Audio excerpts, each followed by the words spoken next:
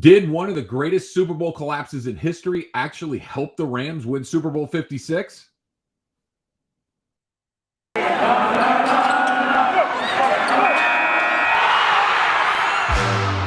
are Locked On Rams, your daily Los Angeles Rams podcast. Part of the Locked On Podcast Network, your team every day.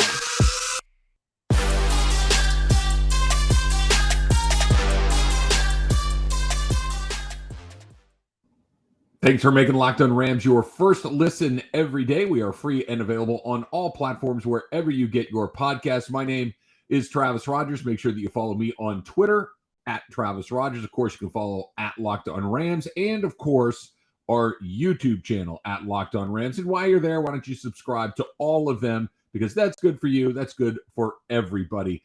I, of course, host the Rams pregame show and postgame show on their flagship station, 710 ESPN, right here in Los Angeles. I've been with the team since they came back from St. Louis back in 2016. So, all right, let's get right to it.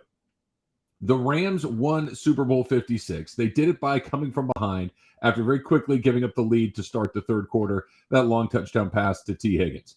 Raheem Morris said something very, very interesting. Of course, Raheem Morris is the Rams defensive coordinator, and he was talking about his time in Atlanta. He was a member of the staff when Atlanta blew that 28-3 lead to the New England Patriots in their Super Bowl collapse. And I thought he said something incredibly interesting. He was talking about how he did not see the Rams do that thing that teams do when they are supposed to win and it starts to slip through their fingers. Here's a quote from Raheem Morris. I don't think anybody got tight when they took the lead. I don't think anybody got tight when they got the big play coming out of halftime right into the interception. Everybody stayed the course. That even keel, that steady feel, credit has to go to Sean McVay and how the team is run. But it definitely was a lesson learned for me going into this game. You wanted to stay the course and let these guys go out and win the football game. Again, that is Raheem Morris, Rams defensive coordinator. Okay.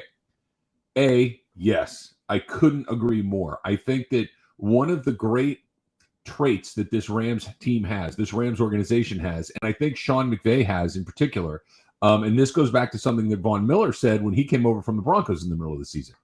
They don't really panic. They may have a game that doesn't work particularly well. They may lose a game here or there. They may have a game where they don't play particularly well. That's the NFL, right? That you have games that don't go well. You have games that don't follow the script. You have games that are just not quite exactly what you need them to be from start to finish. A lot of teams, and this is what Von Miller was talking about, when it doesn't work, they go back to the drawing board. They erase everything that they've worked on and say, okay, that didn't work. Let's go to something else. The better teams, looking at the New England Patriots under Bill Belichick, looking at teams like the Steelers, really forever, who just seem to be incredibly steady and consistent.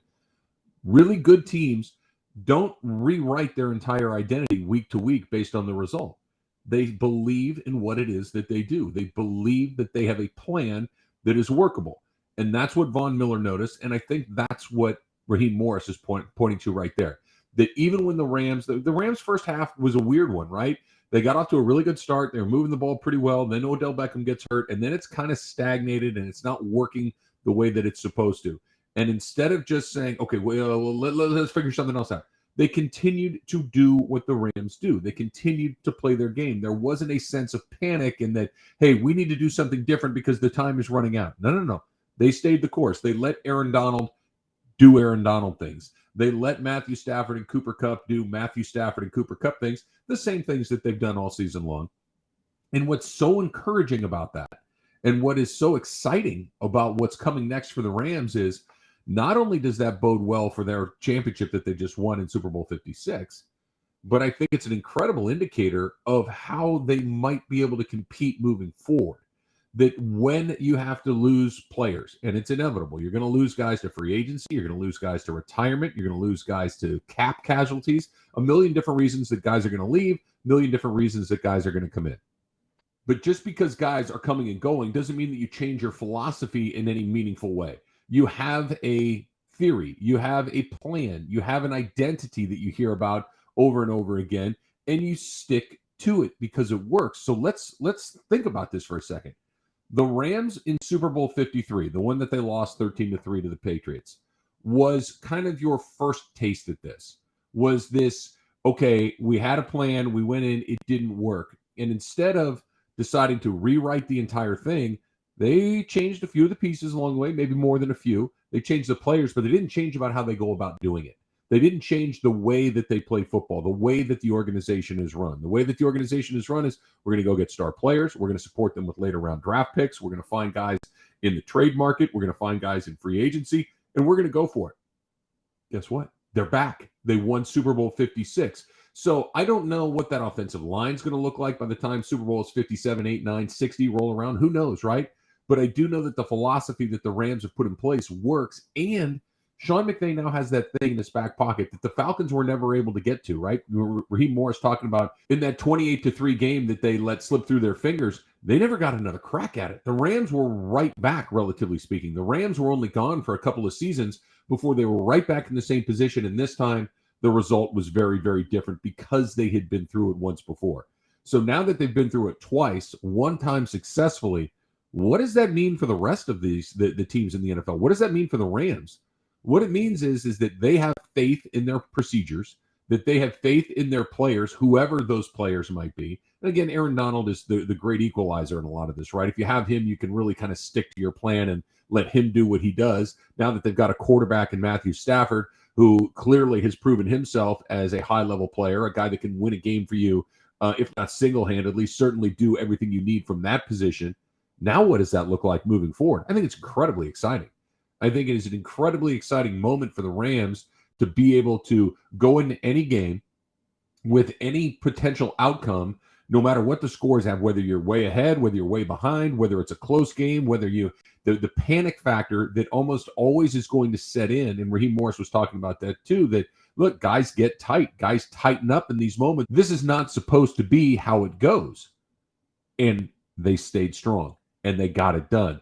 And that knowledge and that understanding of your own philosophy of how things work is incredibly valuable for the Rams. And I'm excited about what's coming next for them, because once you hear about it all the time, right? This team's really good, but they never really quite figured out how to win. They don't quite know how to close the show. That a good team finds a way to win. Average to bad team is going to find a way to lose. Well, the Rams are clearly in that second. They find ways to win. And they find ways to win because they stay the course, because they believe in their methodology, because they believe in the mantras, the we, the we, not me, the be at your best when your best is required. They believe that stuff because they've seen the results of it. It's not just a slogan painted on the wall in the team facility. It is a belief system inside the entire organization because it has worked. You can tell me a slogan or a motto all day long, but if I haven't seen the results of it, what do I care? But if you give me a slogan and a motto and it gets implemented in our day-to-day practices, and all of a sudden that motto and that idea and that methodology works, forget it. Off to the races. Absolutely remarkable. All right, so we talked about it the other day, right? The drama surrounding Aaron Rodgers. There is potentially some drama that is going to affect the Rams, and not in the good way. That's coming up next. But first, let's talk about our pals at BetOnline. Football season, unfortunately, is over, but basketball is in full steam mode for both pro and college hoops. From the latest odds, totals, player performance props, to where the next fired coaches are going to land, betonline.net is the number one spot for all your sports betting needs. It still remains the best spot for all your scores, podcasts, and news this season, and it's not just basketball. BetOnline is your source for hockey, boxing, UFC odds, right down to anything else that you might want to have information on. Head to the website today or use your mobile device to learn more about the trends and action. BetOnline, where the game starts. Thanks again for making Locked On Rams your first listen every day. Make sure you're following Locked On NFL. Locked On experts covering the biggest stories around the NFL every Monday through Friday in less than 30 minutes. It also is available free and available wherever you get your podcasts. Again, my name is Travis Rodgers. Thanks for checking out Locked On Rams. Click that subscribe button on our YouTube channel and, of course, right there in your podcast feed as well. Okay, so let's get to Aaron Rodgers and the drama. He did the thing where he got into his feelings and went on Instagram and talked or wrote, or however you want to characterize it. It was incredibly Aaron Rodgers-y. Is that a word? It should be if it's not. It is a thing that the Rams really have not had to deal with very much, and we talked about this on a previous edition of Locked On Rams, that the Rams are a relatively drama-free institution. They don't really have too much of it. But the drama with Aaron Rodgers may, in fact, affect the Rams. Because think about the options available to him. Now, none of these things are set in stone, and there are always negotiations, and who knows? Until you know, we don't know. But think about the potential. What is Aaron Rodgers looking for, really? Okay. He's looking for an opportunity, I would assume, to go back to the Super Bowl, to win more Super Bowls, because his legacy is so complicated and weird, much like himself, right? He's a complicated and odd individual. But there really has not been a moment since he's taken over the role in Green Bay as their starting quarterback where he has not been considered one of the best quarterbacks in the league. He has, and it's almost indisputable that he went from, okay, this guy's going to be a guy that goes to the Super Bowl, to a guy that did go to the Super Bowl, to a guy that won the Super Bowl, to a guy that felt like he was going to go back to this thing a lot. Only that part hasn't happened. He went and he got one, but since then, he's never been back. It's weird. Aaron Rodgers has been in the same amount of Super Bowls as Jared Goff and Matt Ryan and Jimmy Garoppolo and some other guys that just are not in his league. And he also wants to be the reason that things are the way they are. He wants to be the center of attention. He's got that gear in him for whatever reason. Fine. It's not good or bad. It just is. And he wants to be the guy that says, I told you so. Well, is that going to happen in Green Bay? It maybe he stays, but let's just, for the sake of this, assume that he decides he wants to go somewhere else. There are really only a couple of different places that he could land that give him a better opportunity to go be a Super Bowl winning quarterback again than where he is already in Green Bay. There's Tennessee, which makes the most sense, frankly. Tennessee is a well-coached team.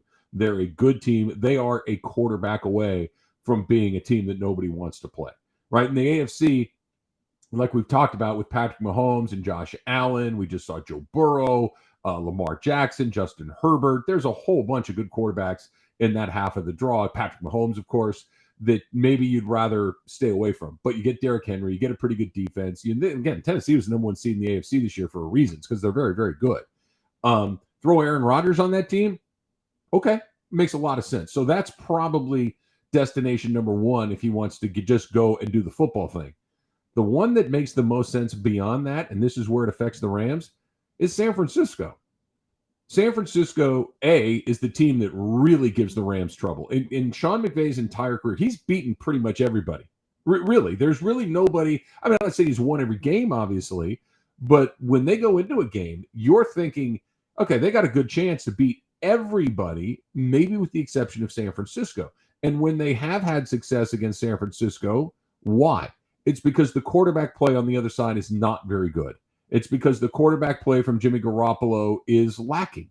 It's because they don't have a two-way threat, right? You got Debo, you've got the running game, you've got some George Kittle stuff quick over the middle, but this is not a, hey, don't let Jimmy Garoppolo beat us. And I can hear the 49er fans, we got you in week 18. Yeah, you did. And that was a good performance for him. But don't take my word for it. Take the 49ers' word for it. The 49ers went and spent a bunch of draft capital to move up to number 3 to take Trey Lance, despite the fact that they had a guy at quarterback that had taken them to the Super Bowl a couple of years ago, even though he was only allowed to hand off. So go by what they're doing, not by what anybody's saying, right? They decided they weren't good enough. They made a move. They don't think they're good enough. Aaron Rodgers is from Northern California. Aaron Rodgers would like nothing more, I would imagine, than to stay in the NFC, a conference that he knows better than the other one, a conference that he's spent his entire career in.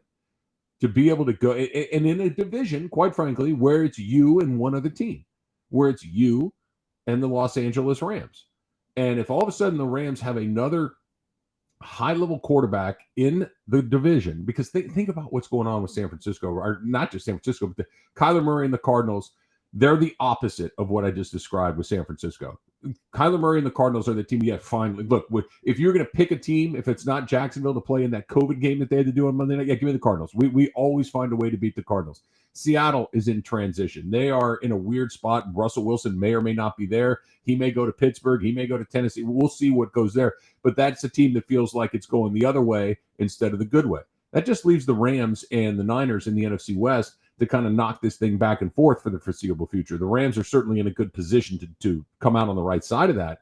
But you put Aaron Rodgers on that San Francisco team, that is a very different dynamic all of a sudden. So while typically I don't have a ton of interest in somebody getting emo on their Instagram feed and telling people to go read books, I already read books, Aaron Rodgers. I'm good. I don't need you to tell me to read a book or two every once in a while. Thank you for the input, but I'm good. Thanks very much.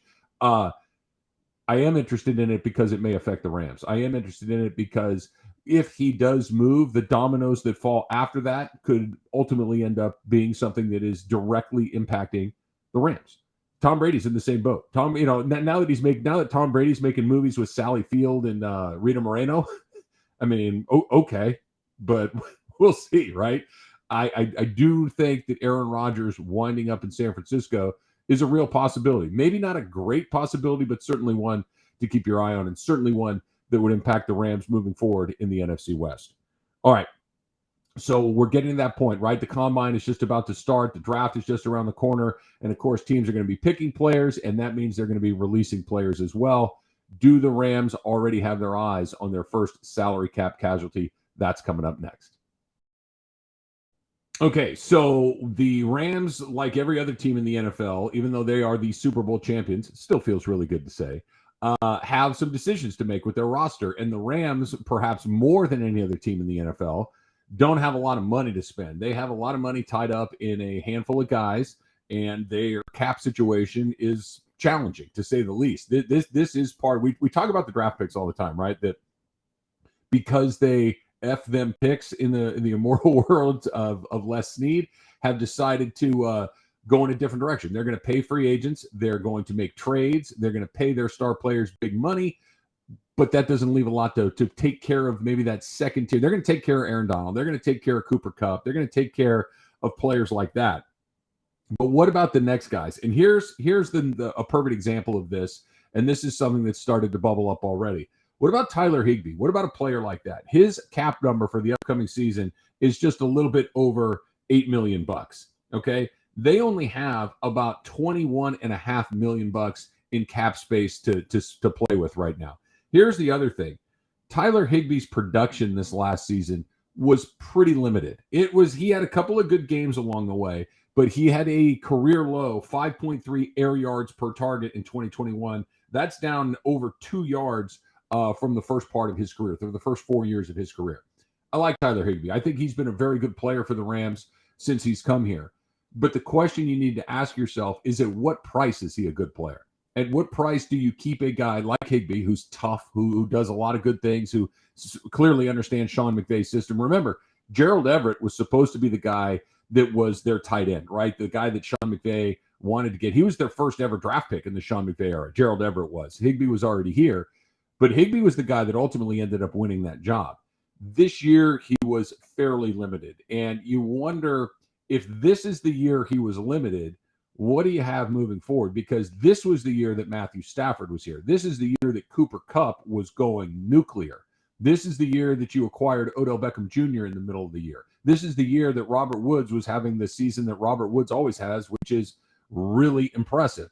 So if all of this attention is forced to be put on all of these other skill position players, and Tyler Higbee's having a season that is far less than the ones he's had before, it's a pretty good candidate for a salary cap casualty right there, because the Rams have found, think about what they did. When Higbee missed basically all of the playoffs, he got hurt in the Arizona game very early and never came back after that, including the Super Bowl.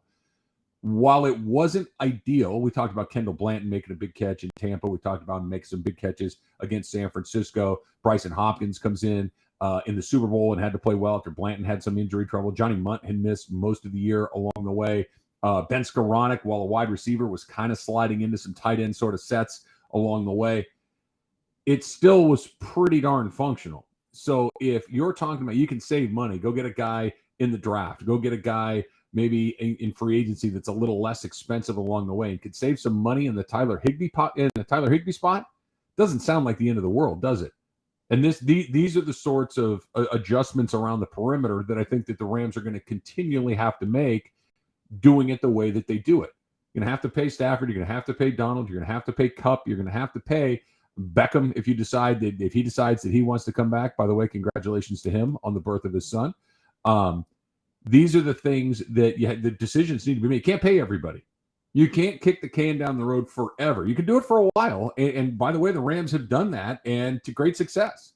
And I'm here for it. I enjoy the way that they've gone about it because they're constantly in. But at some point, you're going to have to get rid or at least say goodbye to some guys that you'd rather keep just because their number is going to get to the point where it's not in your best interest to carry them. One of the weak links on this Rams team, I think, is depth. And let's just use the tight end position as another example. When Higbee went down, they were basically down to one guy. They were down to Kendall Bland because Munt had gotten hurt early in the year.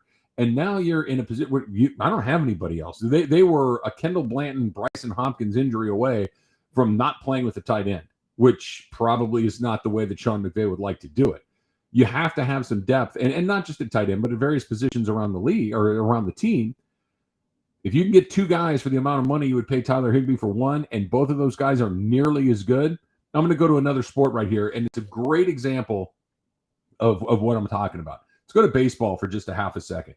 Remember a few years ago when the Dodgers were in on Bryce Harper, when they were trying to make a move for Harper, and they offered him a crazy amount of money, but they wanted to go short term. They were willing to pay him, I forget what it was exactly, but like $35 million a year for 4 years. And the Phillies went for 13 years. And Dodgers went, no, we're not doing that. But what they ended up doing was deciding to double down with Max Muncy. Okay, Max Muncy is not as good a player as Bryce Harper.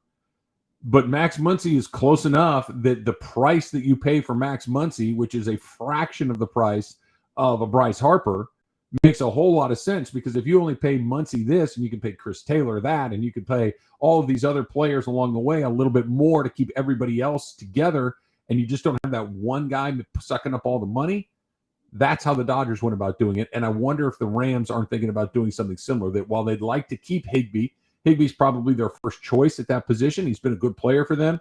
If I can get something that's, 80% of him or 90% of him at 40% of the cost or 50% of the cost, that's a win, because that's money I can go sprinkle around to other guys. That's another cornerback that I can go get. That's depth at linebacker that I don't have. These are the questions. These are the moves that the Rams are trying to figure out, and Higbee feels like he may be one of those guys. Look, the other guy that may fall into this category as well, we've talked about him a lot on Locked On Rams, Andrew Whitworth. The difference is Andrew Whitworth brings so much more than just a left tackle that can block, but Andrew Whitworth's cap number is big. Andrew Whitworth is at a point in his career where it wouldn't be unreasonable to think that his production might start to decline at some point, and maybe he doesn't want to be there or not. The difference with him is, of course, you're trying to figure out how you're going to use him in the locker room. That isn't just, hey, this is the scheme on this particular pass protection package. He brings so much more to the table. Higbee, with all due respect, I don't know if he has that sort of impact on the team the way that Whitworth does. I don't know if anybody outside of Aaron Donald or Cooper Kupp or Matthew Stafford probably would, but don't be surprised if if Tyler Higbee is one of the first guys that ends up a casualty of the salary cap situation. Again, thank you for making Locked On Rams your first listen every single day. Don't forget to subscribe to Locked On Rams, both on your podcast feed and, of course, our Locked On Rams YouTube channel. As for your second listen, right, you know how to do it. It's Locked On NFL Draft with Ryan Tracy and former NFL cornerback Eric Crocker. They're going to bring you the NFL Draft, and they're going to bring it to life every day with insight and analysis on college football prospects and NFL front offices. It's free and available wherever you get your podcasts as well. Until next time, I'm Travis Rodgers. This is Locked On Rams. In whose house? It's Locked On Rams' house.